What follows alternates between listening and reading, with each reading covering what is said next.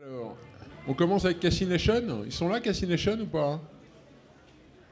Bonjour. Ah, Cassination, ils sont là. Je cherchais. Donc, vous avez 5 minutes?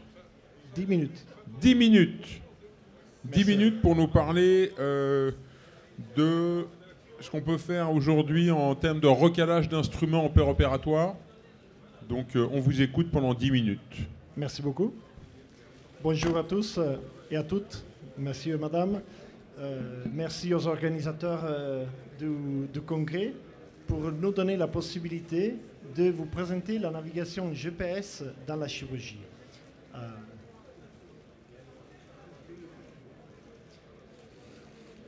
Je suis Rocco Baron, responsable de Sud Europe, et je vous présente aujourd'hui les produits et une vision sur le futur de Cassination, qui est une entreprise suisse basée à Berne.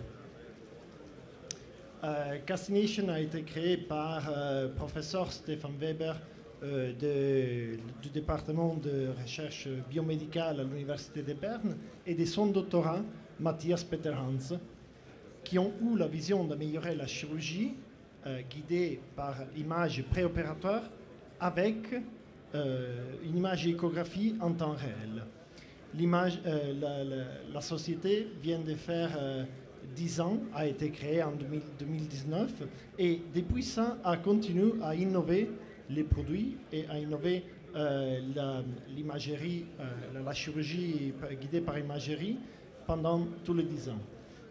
On a maintenant plus de 2500 patients qui ont été traités par nos produits et on améliore toujours les options de traitement.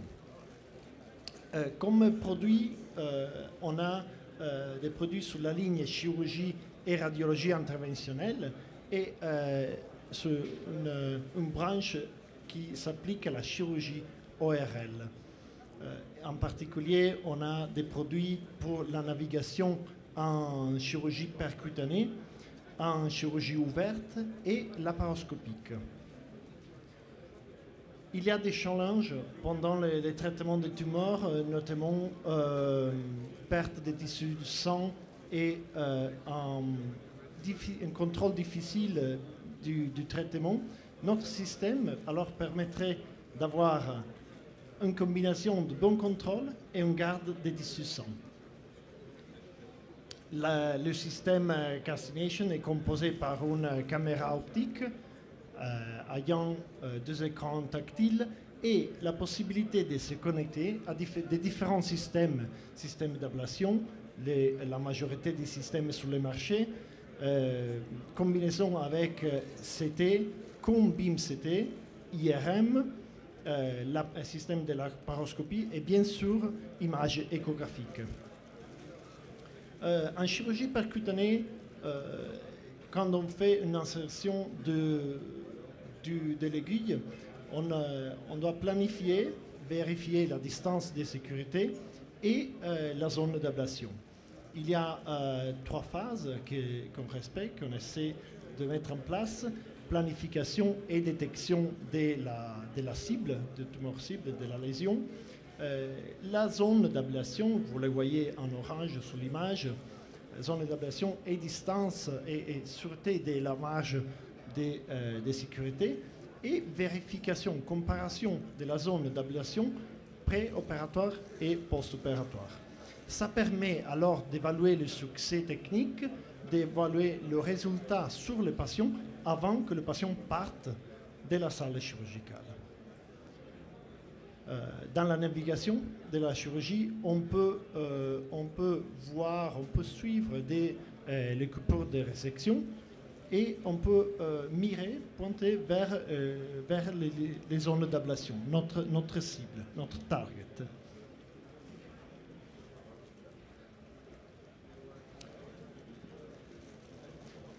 Regardons il y a une image qui explique bien ce qu'est la navigation GPS en combinant un modèle 3D de l'organe en question, par exemple un foie, et une image échographique en temps réel.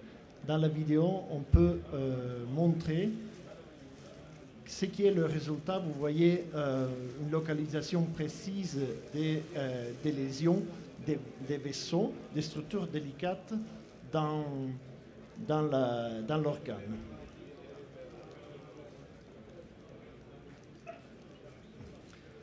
Un de nos derniers produits, c'est en réalité augmentée, en laparoscopie, ce qui combine une navigation 3D et une réalité augmentée. Et ça, c'est un cas réel dans une salle chirurgicale en Allemagne. Quand on est dans une laparoscopie et on doit traiter des tumeurs de foie, c'est un effort mental essayer de placer, d'insérer une aiguille dans la bonne position et explicitement de traiter avec des procédures d'ablation. Alors, nos derniers développements, c'est de retrouver le positionnement et la trajectoire de l'aiguille dans l'ultrason. Ça, c'est un de nos derniers développements, encore en phase de recherche. Je vous remercie pour avoir participé à ces stands. Venons nous rencontrer au stand 3BS avec mes collègues. Merci beaucoup. Merci à vous. Est-ce que quelqu'un a des questions pour notre ami de chez Cassination sur du recalage des instruments dans un modèle 3D en opératoire? Pas de questions? Moi, j'ai une question.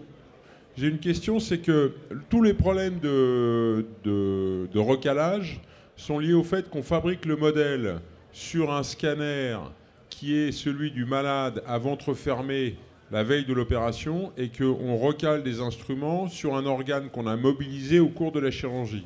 Et en plus, dont on modifie la structure lorsqu'on le coupe en deux. Donc comment vous intégrez ces transformations anatomiques du foie pour recaler en temps réel vos instruments?